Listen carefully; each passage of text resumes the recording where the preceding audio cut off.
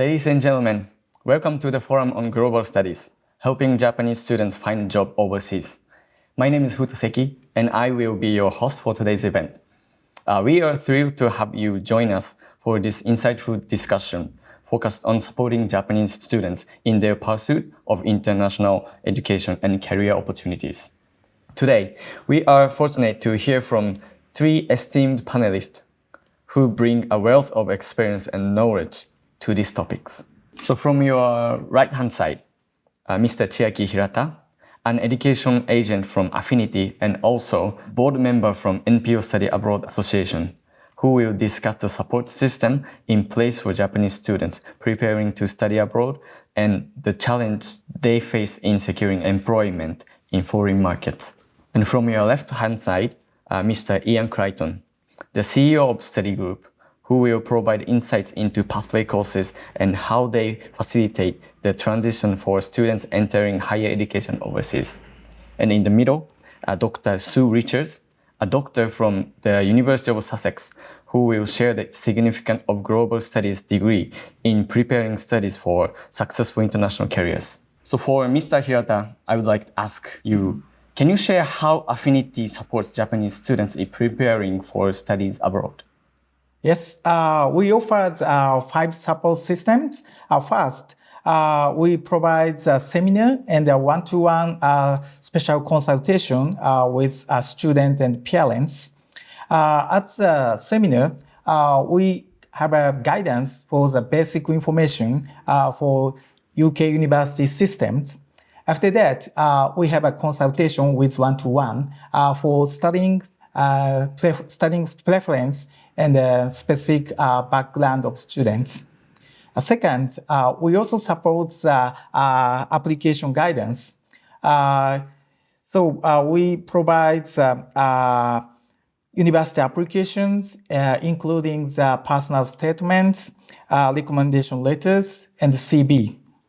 Third, we also offer the IELTS preparation course at the office.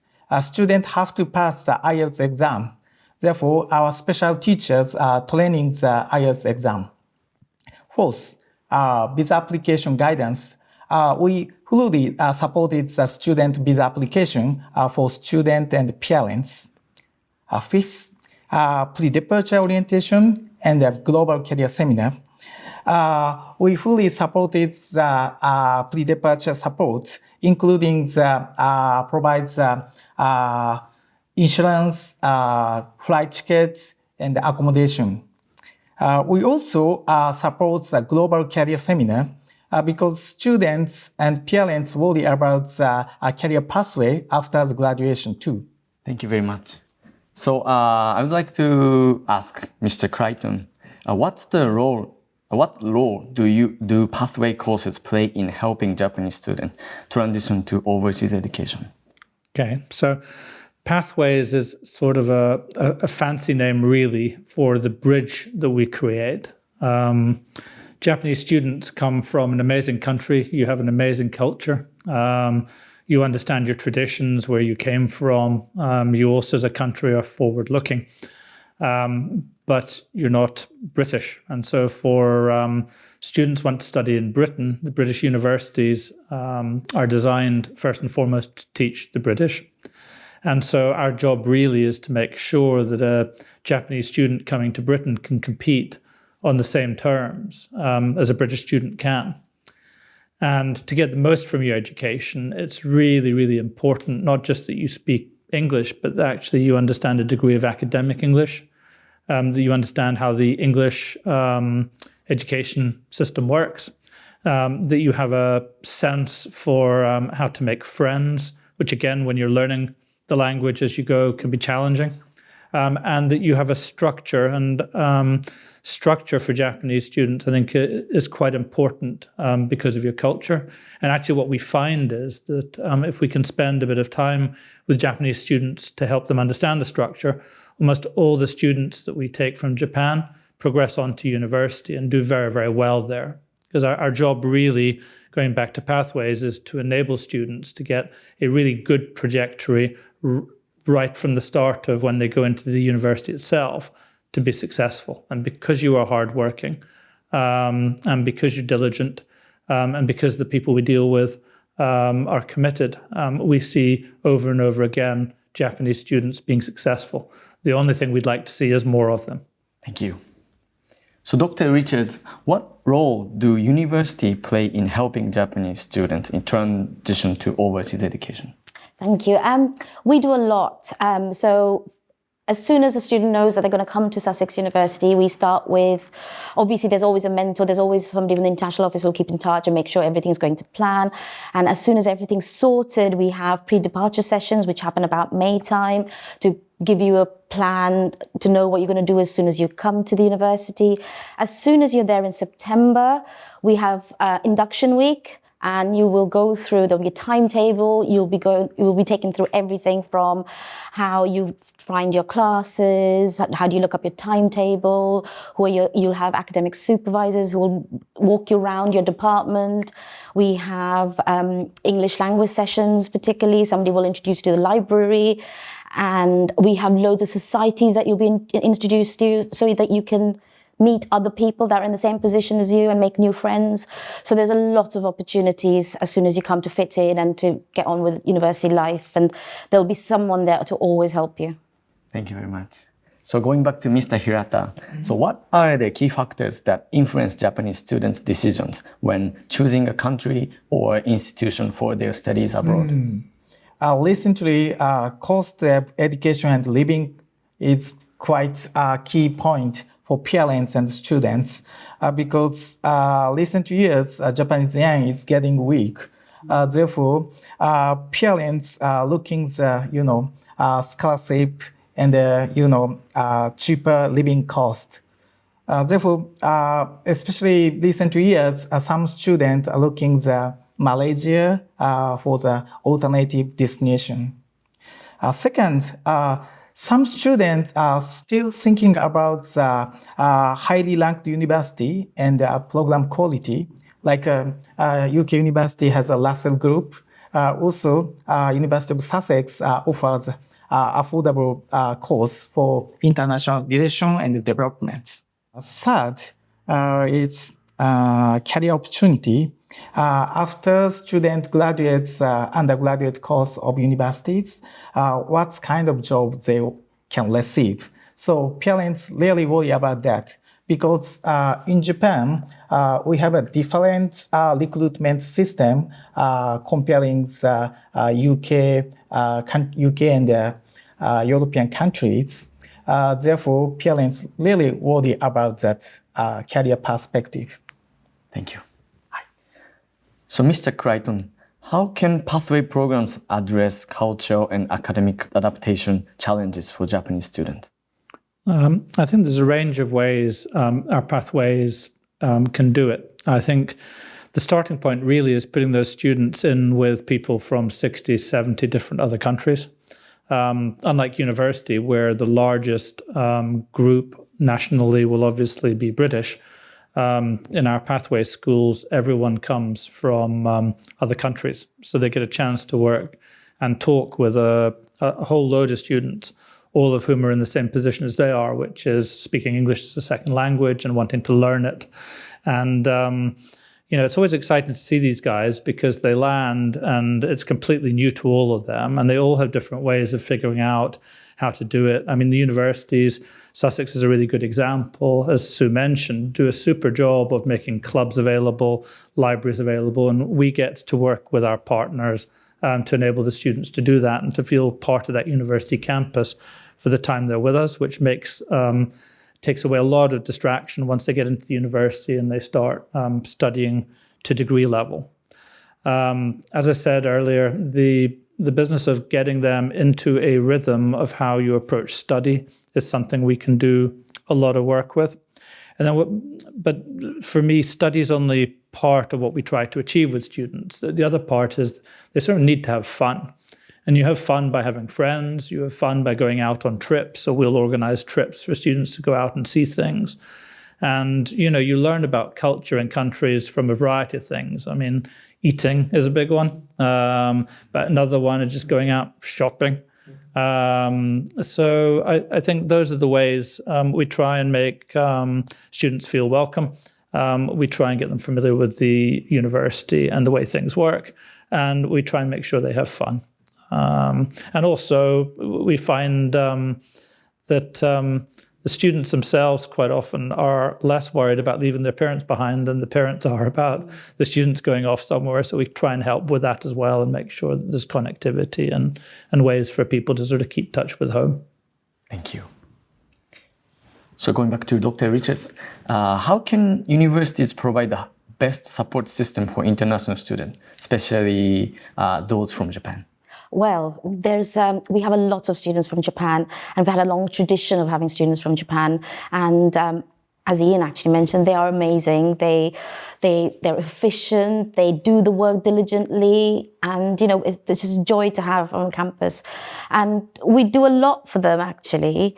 As I said before, they have academic advisees who's an academic who they can go speak to.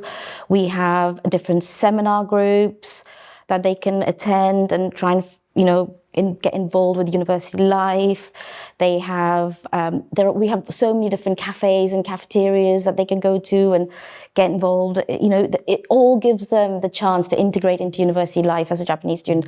But more importantly, it is exactly what you say. You are there to study, of course, that's the main thing, but it is so important to make those friends and have fun and make it the most enjoyable time you have. And the connections you make from that go a long way after you finish university. Thank you very much.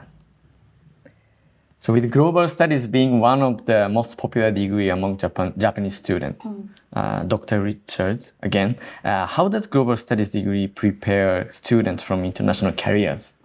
Well, again, as I just said, we've had so many Japanese students, and they've gone on to do some amazing things. We actually had an alumni event last night. We met up with some of our alumni. We've had one student who finished, then did a placement, which is quite a big thing to get the experience and work for the ILO. We've had another student who works for JICA, did development. We've had another student who's did a placement again in Bangladesh and now works in Madagascar. And they got the opportunity because they were able to do things like placements while they were at university that gave them that work experience that they need. They got those skills that they need. They were able to do, gather all the soft skills that you need, all the academic skills that you need that made them really, organizations really wanted to hire them. And they've gone on to have some amazing careers now. That's good. Thank you so much. So, Mr. Crichton, so can you provide example of how your programs prepare students for global job markets? Sure. So students who are going to look for jobs have the same problem that children have had since the beginning of time, which is that they lack experience, and how do they get somebody to employ them? And I think the two main things all employers look for are they look for capability in the students. And a university like Sussex does a superb job of building capability. They will transfer knowledge. They will help them do all sorts of things. So that ticks the capability box and makes them far more employable. But then the second thing is that they, as well as capability, have an ability to engage with people and use it. And in a world where increasingly people are on their phones or on their computers or gaming, those social skills become more and more important. And it's that ability to engage with people as people and be able to bring the capability that you brought to bear that makes you highly employable. So in terms of our pathways, we run a foundation pathway that's designed for people who want to go and study at university, whose English is reasonable, but they need a bit of help, and particularly cultural help before starting. We have International Year 1, where if they're far more fluent and far more confident, we can take them straight into the equivalent of a first year at the university and work with them in small class sizes to get them up to speed. Or they can bypass pathways altogether and go in direct if we talk about, in Japan, master students who have a very good command of English and have the chance to go and study well. And I think so long as we get that learning trajectory right at the start, what that means for the student down the line is that they will become highly employable because their English will improve, their confidence improves, they understand how other people think. And I think there's so many good things in Japan that ideally what you want is a student who's confident enough to teach people things about Japan that are useful to them, but be able to do it because they understand the other person's culture and therefore translate. And this power of being able to translate is an incredibly important one for employment.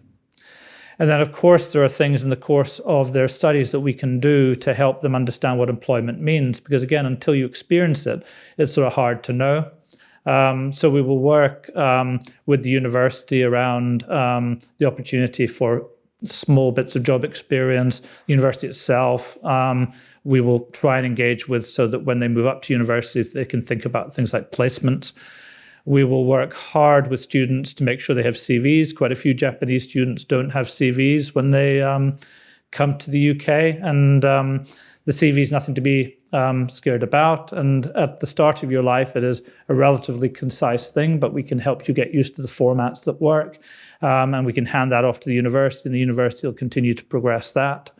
And some courses we run with some of our partners have actually quite tightly integrated courses that are linked to business. So students, particularly studying things like software, will find that part of the course itself is engaging with companies, which again builds their confidence. So there's a whole raft of things today we can do. And the universities themselves have superb career advisory services that we're allowed to plug into. So I think there's never been actually a better time to come to something like a university, whether it be to do a pathway or to go into the university itself and prepare yourself for work.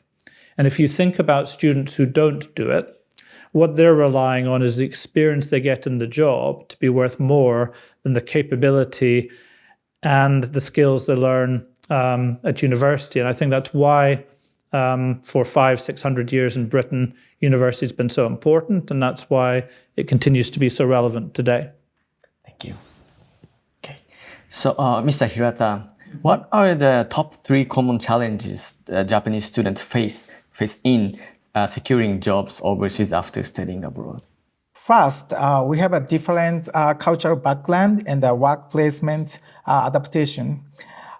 In Japan, we have a year-round recruitment year from April, but usually UK and other European country has starts academic year from September.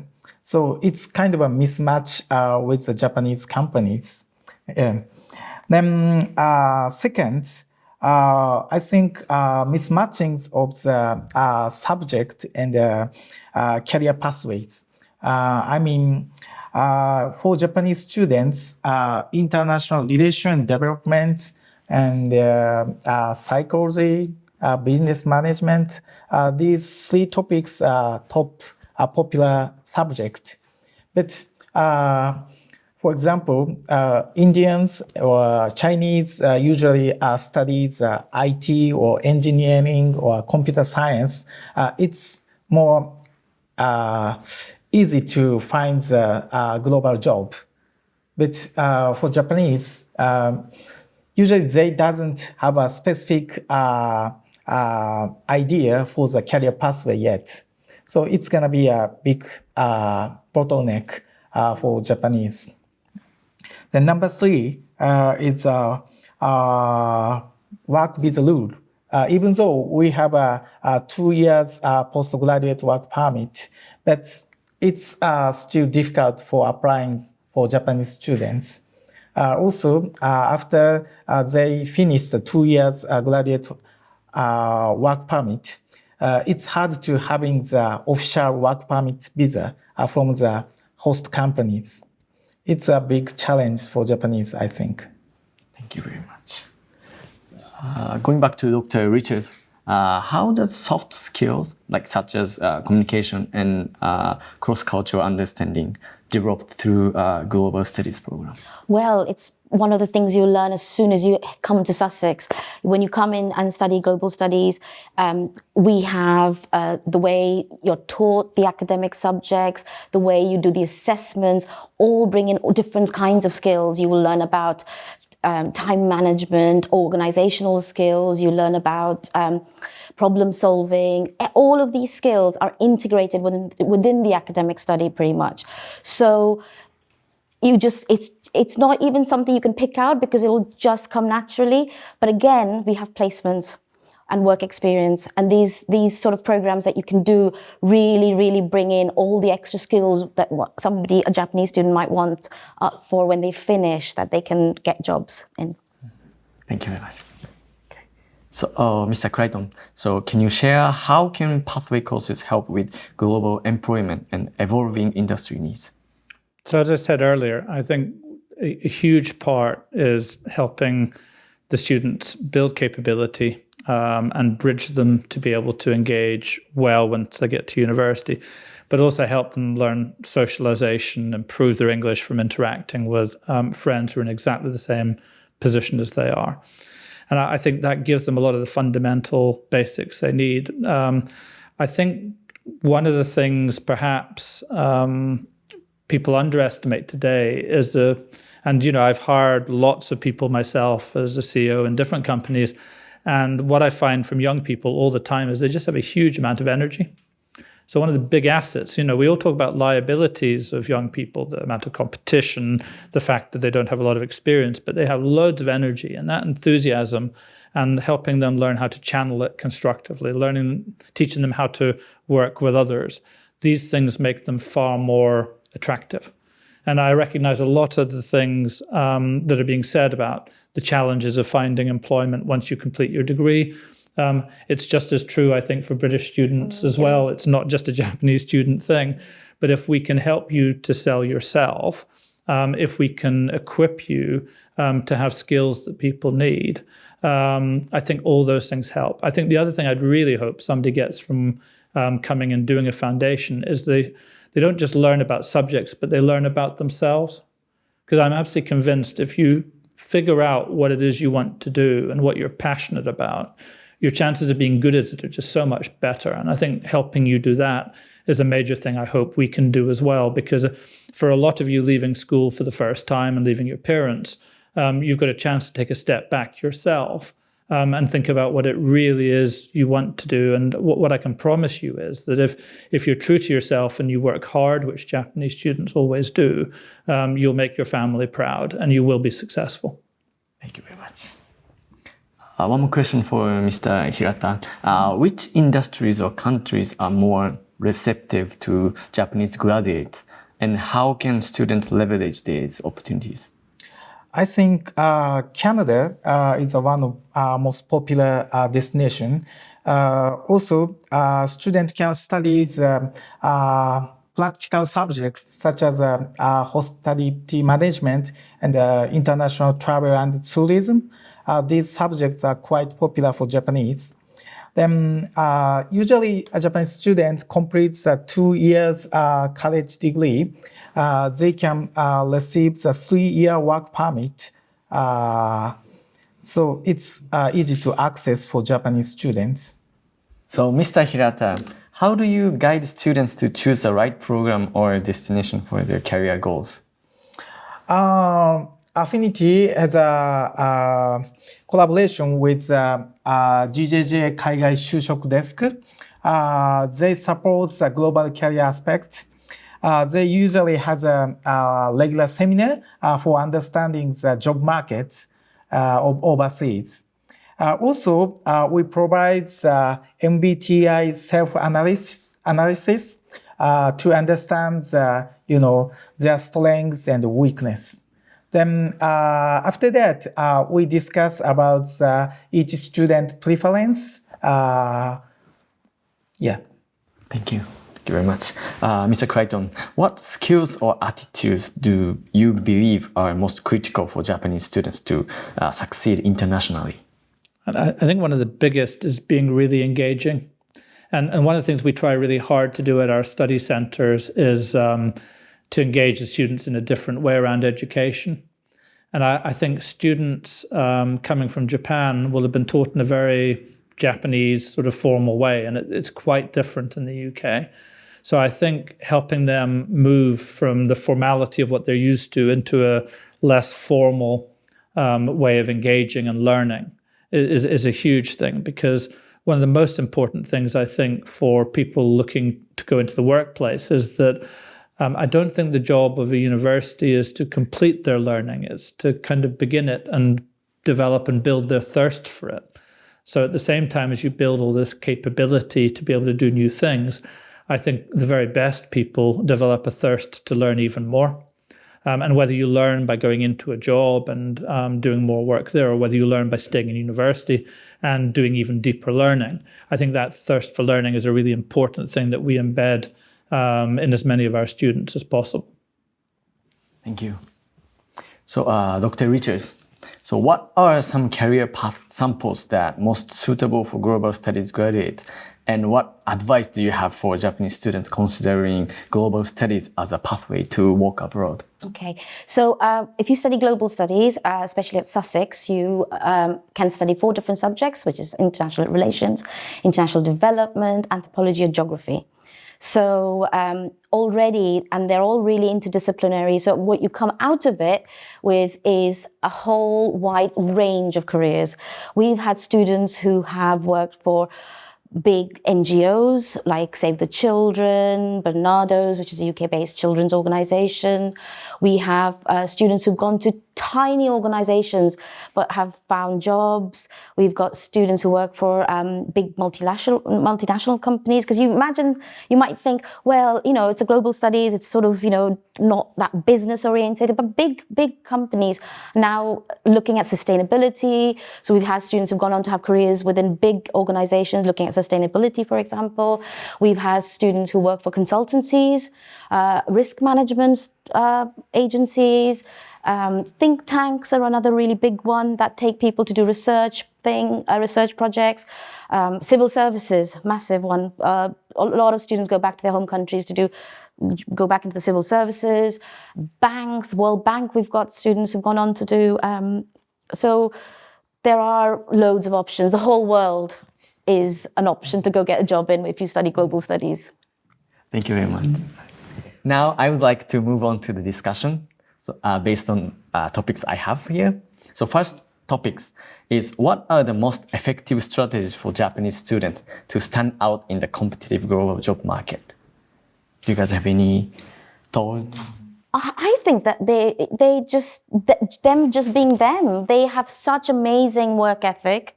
They're disciplined. They have the hunger to learn, especially within where I'm based. Development is a big thing for Japanese students, and they just want to go out and give back to the world again. So I think they don't need to do anything out of the ordinary. They just doing it. I think for me, it's getting used to engaging with other people and being able to translate. And I think if they can get their English to the point where they're very confident using it and engaging, it's still the world's #1 business language, so it's tremendously important. If they can get used to pushing themselves a little bit, I think for a lot of students, they'll feel if they push it a little bit that it's too much, but actually it's not, because relative to what they're used to, it's not much compared to other cultures. So as they build that cultural understanding, I think that enables them to do a lot more. So I think that those kind of things, and the point Sue made, helping them be themselves, but seeing that as a positive, and hopefully leaving university having learned just how valuable international teams are, not because we tell them, but because they've seen it themselves and they understand it. Those kind of things make for a really exciting person, I think, for a 21st century workplace, because it's going to be different, and it already is. Things like AI mean that it's not about knowing all the answers anymore. It's far more about knowing the right questions to ask. And it's much easier to have teams doing that than individuals. So this business of learning to genuinely work as a team member, be questioning in a way that perhaps my generation was less so, are all going to be very, very necessary, because the future these days is a lot less certain and the pace of change is a lot faster. Thank you. For me, Japanese students doesn't study IT and engineering, computer science, such kind of subject. So, do you think is this important to be a competitive worker at the global market? It's a really good question. So I think it's hard to imagine many jobs where you won't need to understand how to use software in future. So just because you don't study software doesn't mean you don't want to be exposed to it. One of the things we do at our study centers is we get people hands-on using software. And I think most people coming these days have got some understanding and use of it, but the use tends to be more around gaming or social media. So we can help professionalize that a bit, and that will continue at university. Understanding how to structure your thoughts and lay them out, so you can write reports and do those kind of things. Those things help. But the specific disciplines, you have some great heavy engineering organizations here, places like Toyota, Mitsubishi, Panasonic, etc. They need global people. And not just in engineering jobs, but in jobs like HR, where they'll have to engage with many different cultures. So I think increasingly it is in the Japanese government's interest to really get students more engaged internationally. And I think Britain provides a superb place to be able to do that, as well as other countries. But Britain's been educating people for well over 500-600 years. So we've had plenty of practice at it. We're quite good at it. It remains a kind of welcoming environment with people from many different cultures. So as a way to sort of build these global skills, I think it's really important. And yes, if a student wants to do something like software, that will be a good idea because there are far too few people who understand how to do it in the world. And there's a lot of opportunity around technology, AI, etc. But if they don't, there are an awful lot of other things they can do too. So, but what a lot of the Japanese students have that I think you take for granted in Japan is they're really serious and they have a really strong work ethic, and it comes through in our schools. So I think if they play to their strengths with that, they have so it's not just about maybe not enough of them want to do some of these very relevant professions, but actually they come with some pretty unique, special skills themselves that if we can just help them engage with business, they will do very well indeed. Thank you. Sounds good. So I'd like to move on to the next topic. How can education institutions and agencies collaborate to improve overseas employment outcomes for Japanese students? Well, I think one example I can think of is, we had an alumni event last night, and we had alumni come back, prospective students come back, interact, for them to give back to each other. And I think I wonder if educate like yourselves, if you came in and brought your alumni to these events and we promoted them, that could be a really good way to reach a greater audience and, get through to the wider market probably. And one of the things we've noticed in Sussex is that the students really love Sussex and being around that part of the country. So quite a few of the people working in my study centre in Sussex are actually students who were at Sussex, who have gone on to work for us there. So I think it's a more direct way of helping people into employment, but we do find that the environment is so good that people like to stay and do some of those things. But I also think that one of the biggest things we have to be able to do together is help the students broaden the way they think so that they can see opportunity. Because ultimately the ability to secure a good job will come from the student going and getting it. It won't be because the university can do it or study group. It has to be the student. And part of the student's challenge, I think, is thinking broadly enough. So I think us working together, definitely what we do on campus is we work really hard with the university to make sure that the students, right from the moment they land in the UK, can use the library. The clubs are a super way to start to make contact and links. If we start at foundation level to have made a connection with a company, then we will look for the university to continue that as they move on. And then I think the other thing for me that really matters is, even once students leave study groups, international study center, and move into the university, if they're struggling, we're always there and they can come back. So it isn't like we stop caring once they stop paying and they move into university. We build really strong relationships with these young people, and we're always glad to see them. And so I think being able to involve the university a bit whilst we're teaching them, so that by the time they go to the university, they know people. And at the same time, knowing when they're new at the university, if they're struggling a bit because of the ramping up of studies, that we're there and we can support them. These are the kind of things we can do together, I think. Thank you so much. So can you share success stories of Japanese students who have navigated these challenges successfully? Oh, well, I've got loads of examples. So we had a student who did an MA Migration Studies. She went on to do a placement that she secured on her own. We helped her through the forms and the processes. She did really, really well, and she now works for the ILO. And she's doing really, really well. And I think she's looking into trying to do something with JICA soon. We've also had a student who also was on a master's program and has now working in JICA. We've had Japanese students who've gone on to work for the UN. UN is a big place that they really take on our students. So yeah, we've had quite a lot of good success stories from global studies. I think for me, the statistic that says it best is that 98% of the Japanese students that we teach in our study centres progress on to the university of their choice. That is a really high number. It's better than any other nation we service. I mean, we teach really, really well. So about 90% of the students we prepare do go on to higher education from us, but 98 is very high. In the case of Sussex, it's actually 100%, which is unbelievable.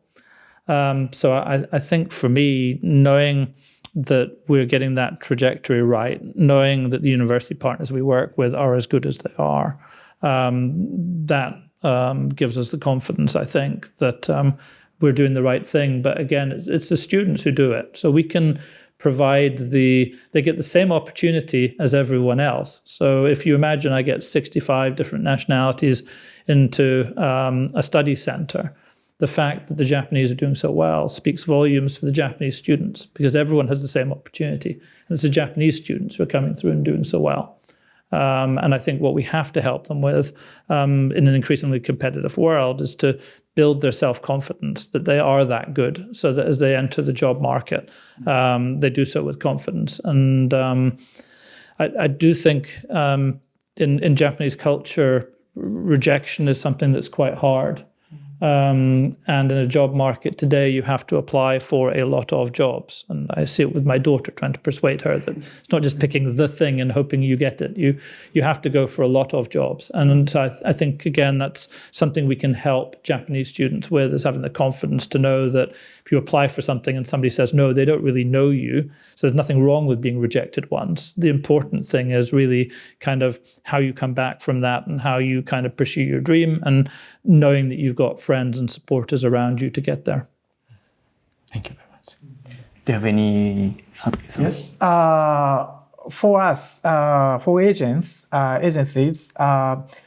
we have only few Japanese students go studying abroad for higher education. So therefore, recent years, I tried to set up the MOU between the University of Sussex International Study Center with our partner high schools. Now we have over 20 high schools, 20 partner high schools in all of Japan. Then here's an example. Hakuho Girls High School. 4 years ago, when we visited Hakuho Girls High School, then we had a seminar. Then only 3 Japanese students to apply the UK universities. But 3 years later, now we have over 60 student applies UK universities. So I think it's a good success story. Yeah, sounds it, yeah. And we work hard to have a good agent network. So the agents we have are very good indeed. And that's useful not just for getting good advice around matching the institution to what your the child needs, but also if there are challenges once they reach the study center, there's somebody who has an interest that we can work with, who has the same cultural background, who can work with that student. So I think the agent networks we work with are really important. And you should be confident in Japan that they're of good quality because we're highly selective. Thank you very much. So how do you envision the future of Japanese students' global employability in the next 4 years? I think it's gonna be really good. It's already really good. So the more they really take on what they get at university, improve their language skills, make those networks, connect with people. I mean, in our master's courses, for example, a lot of the students that are maybe European or they all have been working. So the connections you're making from that as well, that you take on and you get these connections, they might be able to suggest you for a job, and the networks you build from that. So it only just gets more and more and more. And so I think it's the future looks great. There's nothing to suggest otherwise. Yeah, I think for me, the important thing in Japan now is that there's a bit of a trend for students looking to do short courses, so going away for a year, looking for cheaper ways perhaps to get educated, like going into Malaysia. And so to me, the really important thing is that we do make sure in Japan people understand how valuable a degree from a British institution is, just how much capability that builds, how respected it is for the purposes of employment. And I think that if we can do a better job of helping people understand just how valuable that is, then I think future could look good. Because the really important thing is this business of being able to operate in the global economy, it's not just about English. So yes, you can go away for a year and you can improve your English, but it's actually about much deeper interaction and being able to demonstrate that you can succeed outside of home. And for me, that's what you get from doing the kind of studies that Sue's been talking about today. So I really would encourage people to think quite hard about the investment, because being cheap isn't the same thing as providing value for money. Value for money is where you get a big return on that investment. And I think it's hard still today to find a better return on investment than going to a British university, studying with an international cohort of anywhere from 60 to 100 different nationalities, learning how all those people think, studying some things in real depth, getting some rigor in terms of how international business and international organizations work and what they do, getting exposure to kind of how those organizations operate. And what I'm sure about is if we can do that for Japanese students, their prospects are very, very bright indeed. Thank you very much. I'm thinking to deliver the online foundation course to the high school students. In Japan, at the high school age, student only studies general subject. Student cannot study the computer science, psychology, business, such as A-level of UK studies. Therefore, when we have a consultation with students, it's hard to find the preference of subject. Therefore, if we deliver the online foundation course at the age of third year grade of high school, student can study the specific subject, then find the right subject to apply UK university. So I wanna collaborating with the study group. Then I want to deliver such kind of foundation course to Japanese high school students. Thank you very much. So the topics I have, that is it. So if you guys want to add anything. I think all I would add is that it is a big world out there, and it's really important when you are young to get the best education that you can. And the best education you can get is not the one that is at the highest ranked university or one that's particularly in a specific country. It's in the one that fits best for you. So what I would encourage anybody listening, whether you are a parent or whether you're their children, to think about is, what is in the best interests? What is the best match? Be inquisitive. Yes, do your homework online, but then engage with agents to understand what is actually out there. And I think you will be really, really surprised at just how different the education on offer is and just how valuable it can be. And I think if you get that right, it tees the student up for an amazing future career. Well, I would say it's a bit similar actually, and I would say when you're at university, make sure you try and get every single experience that comes your way, whether that be in the classroom or in a outside socializing with clubs and societies, or different seminars that are held. There's loads of talks that happen. Make the most of those because you get to interact with other people. Make the use of, we do student consultancies that bring in people that you can interact with. And I think just grab every single experience you can get, because that just adds and adds to all the kind of skills you can actually develop and take it forward. And it's also fun. It's fun. You've got to have fun. All of it has to be fun as well. Yeah, make the most of it. For Japanese, usually students are seriously thinking their own career. Yeah. Then they feel the difficulty for develop their own CV. So how can you support them? At Sussex, we obviously spend a lot of time. The minute they come in, we will be saying, have you got a CV? And we will start encouraging them to speak to, we've got careers consultants that will help you with your CV. We have specific tools that you can run, AI tools that you can run things through, but you can actually speak to people and improve your skills. So, and we really try to embed that in their learning so they know this is something they need to graduate with so that they have it for when they go into the working world. And it's not just CVs, it's the way to interview, the way to think about applying for jobs. Those kind of things are all things, I think, both in the study centres and at the university, children can get a lot of help with. Thank you very much. As we conclude this forum, we would like to extend our heartfelt thanks to our distinguished panelists for their insightful contributions and to all participants for their engaging questions and discussions. The insight shared today underscore the importance of supporting Japanese students in their journey toward studying abroad and securing meaningful employment in international markets. By enhancing awareness about the unique challenges and opportunities that exist, we can foster collaboration among education institutions, agencies, and students.